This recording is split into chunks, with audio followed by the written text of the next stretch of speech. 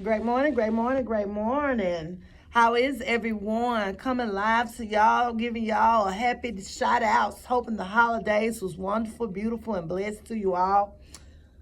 Uh, I know my daughter received what it is that she wanted, even probably some of the stuff that she didn't want, but hey, thank you, God, for that one. Anyway, I guess I was on the naughty list. I didn't get anything this year, but that's all right because the best is yet to come, right, guys? The best is yet to come. So, as I'm sitting here on this Thursday trying to get over this day, as it's just really getting started, y'all, let's talk, let's talk, let's talk, let's talk. Miss Prince talk going to talk to y'all a little bit today about the giving of the givens, meaning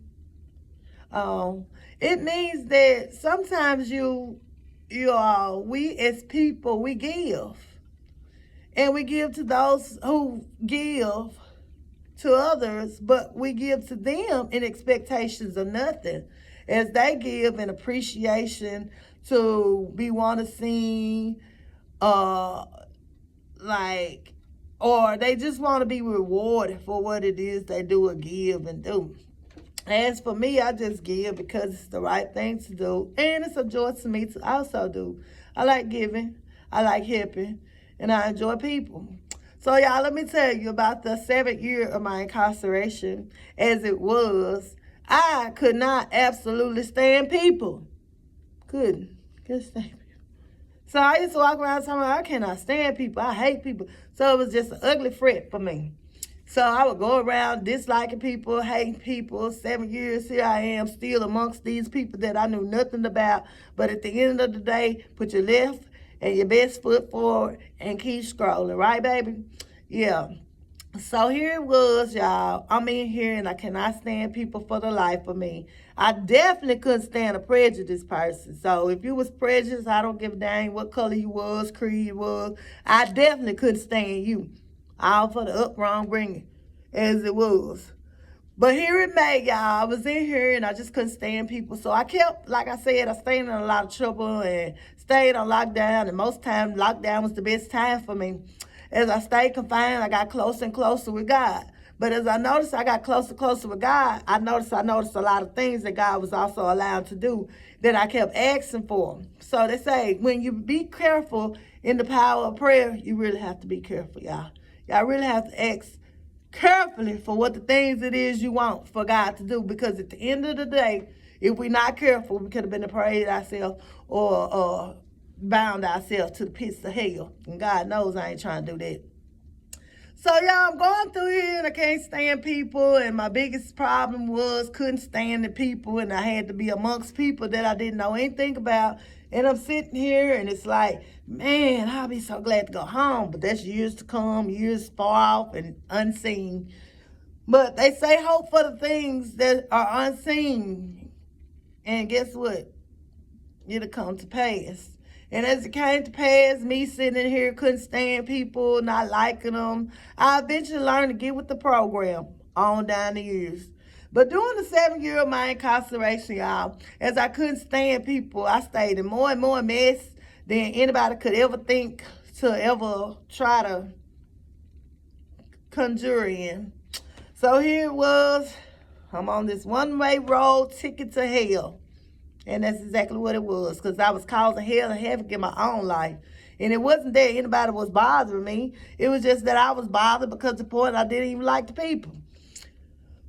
And as it went and time prospered, it was like something's got to be done.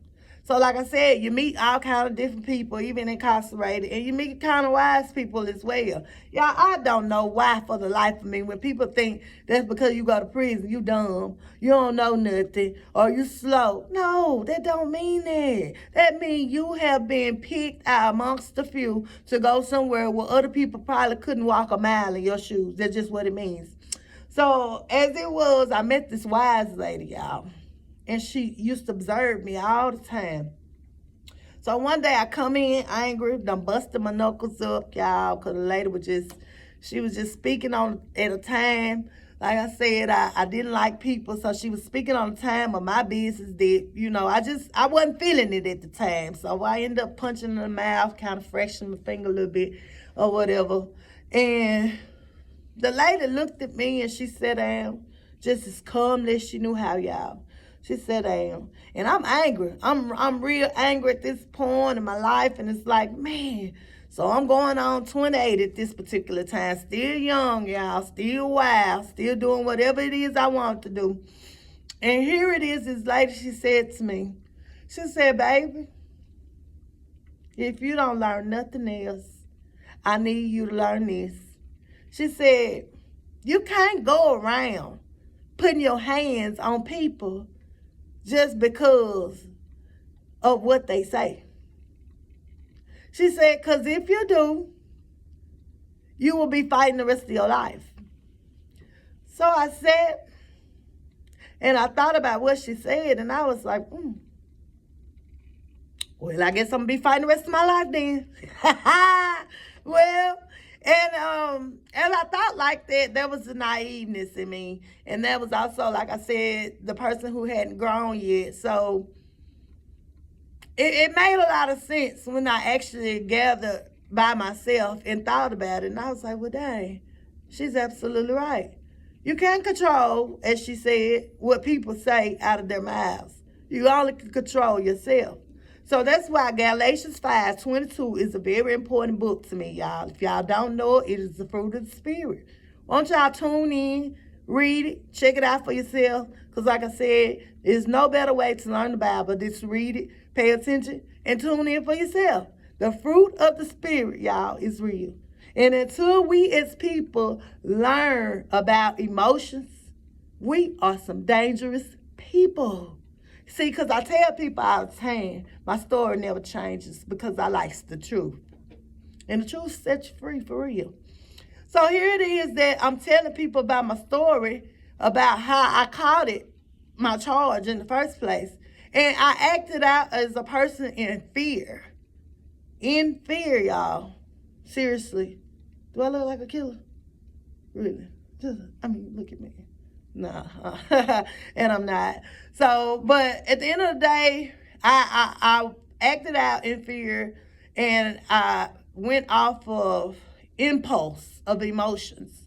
And as the court called it, a crime of passion.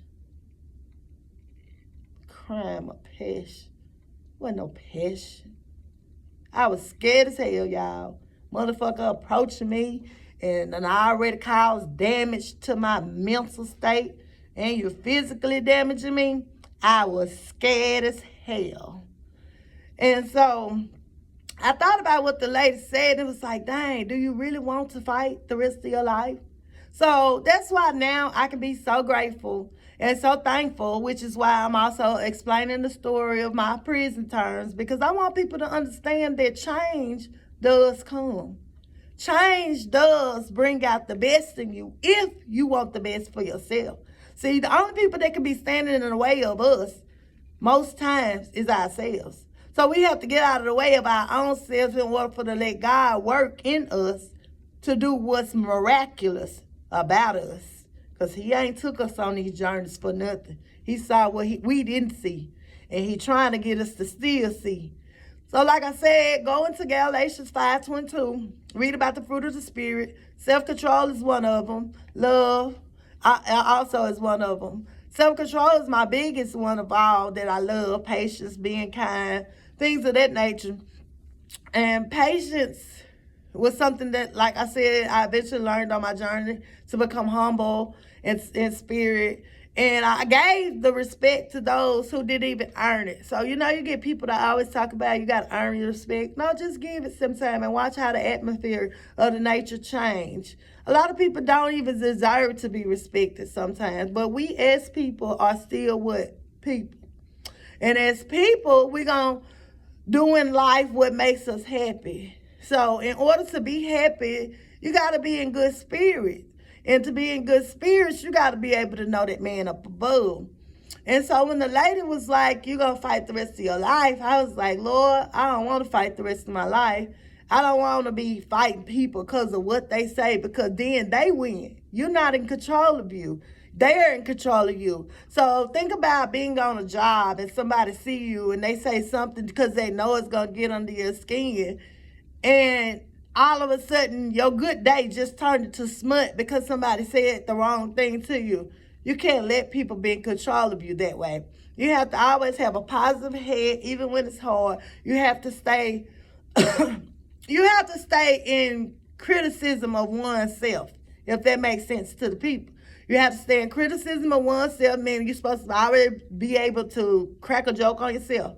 Talk about some dysfunctions that yourself may have. That way, when other people come along, they can't hurt your feelings. They can't bother you. And see, all the guys I ever dated, they was trying to understand why was there things that they would say to me that they know would be hurtful.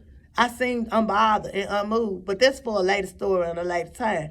But as I said, as I thought and let the words marinate in, as the lady spoke them, you can't go around just hitting people in the mouth just because they say what you don't like. And I thank God, because after that day, I went and I did a lot of praying, y'all. And I really mean a lot of praying, because like I said, I stayed into altercations, some of which I would pick. But I went and did a lot of praying, and I asked God to give me the least things people ever think to pray for, and that's self-control. Once you can be in control of your emotions, y'all, you can be so much better off about making better decisions about things that go on and happen in your life. Sometimes we let our anger overcloud our better judgment of thinking. And so therefore it leads us into situations that were easy to get into and hard to get out, which is how my situation prevailed in the first place. But throughout, I thank God, like I said, I thank God for being able to take me through my change, which is why I'm able to share my story with you all. And I pray that you all enjoy. I pray that it touches someone to lead them in a better direction, to help them understand there is life still on the outside, even when you're on the inside looking in. So stay tuned to Miss TikTok, baby. Miss Prison Talk is going to talk about the rest of her journey. But as I go on about the rest of my journey, self-control is epic. It's big. It is something that we all must have in order to control our life, our destiny, our journey, and situations. So please, y'all, stay in control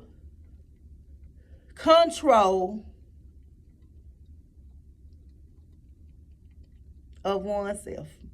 Stay in control. Because even when the situation gets sticky, you got to be that person to be in control to guide you. I love me. And I hope y'all do too. But until next time.